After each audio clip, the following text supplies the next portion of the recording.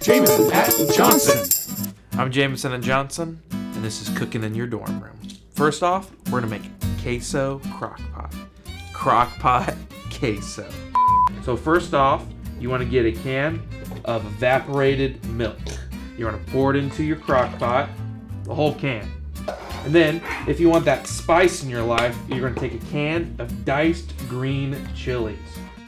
You're gonna add that whole can. The most important thing, you have to get Land of Lakes All-American white cheese. Just throw it all in, all right?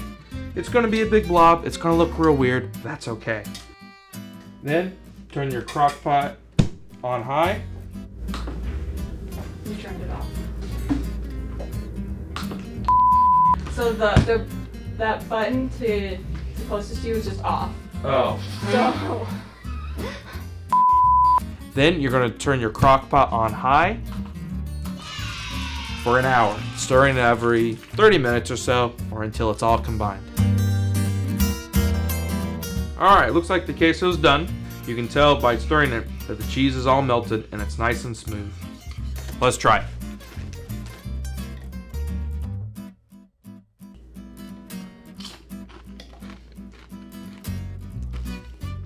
Oh yeah, that's good queso.